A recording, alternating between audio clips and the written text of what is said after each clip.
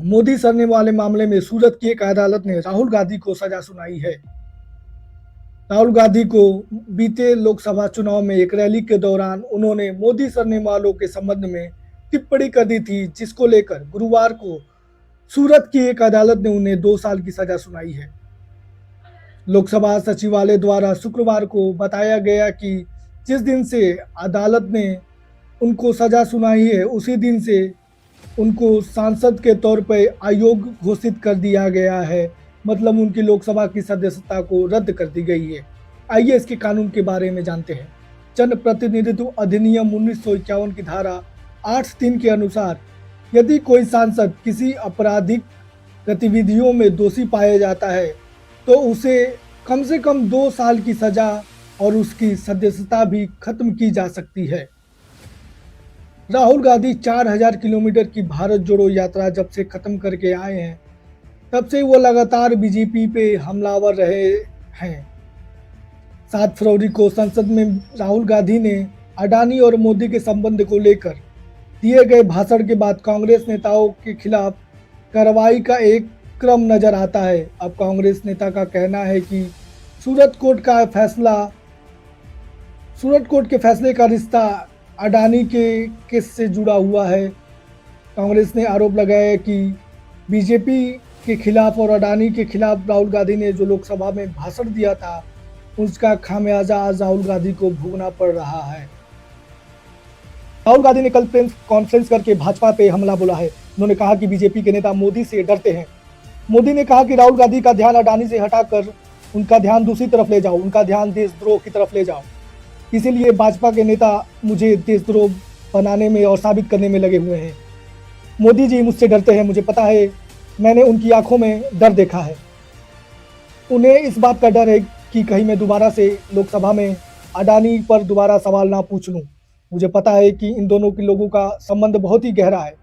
उन्हें डर है कि मैं दोबारा संसद में 20,000 करोड़ रुपए की बात ना उठा दूं। आगे बोलते हुए उन्होंने कहा कि ये मामला देश का मामला है, ये मामला देश की सुरक्षा का मामला है, इसलिए मैं लगातार सवाल पूछूंगा ही। आगे उन्होंने कहा कि पैसे सेना मंत्रालय से जुड़ा हुआ है, रक्षा मंत्रालय अडानी से सवाल क्यों नहीं पूछता है कि उनके पास इतने पैसे कैसे आए। अपनी सदस्यता बहाल के सवाल पे उन्होंने कहा कि लोकसभा अध्यक्ष मेरी सदस्यता बहाल करे या ना करे, लेकिन जो मैं काम सदन के अंदर करता था वही काम मैं अब सदन के बाहर भी करूंगा। राहुल गांधी ने कहा कि मुझे कोई फर्क नहीं पड़ता, मैं पार्लियामेंट के अंदर हूं या उससे बाहर, मैं अपना काम करके जाऊंगा, मैं अपनी तपस्या पूरा करके जाऊंगा। राहुल गांधी ने कहा कि मैं अडानी और मोदी से नहीं डरता और ना ही ये देश के लोग अडानी और मोदी से डरते हैं। अडानी पे सवाल पूछे जाने पर बीजेपी कहते हैं कि अडानी सवाल पूछना देश पर आक्रमण है। बीजेपी के लिए अडानी ही पूरा देश है। अरविंद केजरीवाल ने राहुल गांधी का समर्थन किया है। उन्होंने कहा कि जिस तरह से राहुल गांधी पर गलत इल्जाम लगाकर उनको सजा दी गई है, उनकी सदस्यता खत्म की गई है, हम न्यायालय का सम्मान करते हैं, लेकिन ये एक कायराना हरकत है, सरकार डरी हुई है। अरविंद केजरीवाल बीजेपी पर हमला बोलते हुए कहते हैं कि Bhajpa one nation one party बनाने का रोड मैप तैयार कर रही है, जहां वो सारे विपक्ष को खत्म करना चाहती है, उन्होंने प्रधानमंत्री पर हमला बोलते हुए कहा कि वो देश के सबसे भ्रष्ट और सबसे कम पढ़े लिखे प्रधानमंत्री है। भारत के इतिहास में 12वीं पास कोई प्रधानमंत्री नहीं हुआ है। ये हमेशा कार्रवाई और विपक्ष के नेताओं की सदस्यता समाप्त करने के बारे में ही सोचती है।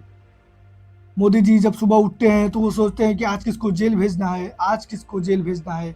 वो बस यही सारा दिन गुण गाते हैं कि आज किसको जेल भेजना है। अरविंद केजरीवाल आगे बोलते हैं कि बीजेपी के नेताओं और कार्यकर्ताओं से मैं अपील करना चाहता हूं कि अगर वो देश बचाना चाहते हैं तो वो भाजपा छोड़ दें। मोदी सरने वाले मामले को लेकर भाजपा के नेता कह रहे हैं कि राहुल गांधी ओबीसी समाज का अपमान किया है, लेकिन सवाल तो ये भी उठता है कि ओबीसी समाज के बच्चों को अच्छी शिक्षा नहीं मिलती, जब उनका इलाज सरकारी अस्पतालों में बढ़िया से नहीं होता, जब उनके बच्चों के पास डिग्री होने के बावजूद भी उन्हें रोजगार नहीं मिलता, क्या तब ओबीसी समाज के बच्चों का अपमान नहीं होता है? इस पे आपकी राय क्या है? आपको क्या लगता है कि राहुल गांधी की सदस्यता खत्म करने से लोकतंत्र को मजबूती की तरफ हम ले जा रहे हैं? क्या विपक्ष खत्म कर देने से लोकतंत्र स्वस्थ रहेगा, या कि एकल राजनीति का दौर शुरू हो जाएगा? एक एक व्यक्ति, एक नेता, एक सत्ता और एक विचारधारा का राज चलेगा। नमस्कार।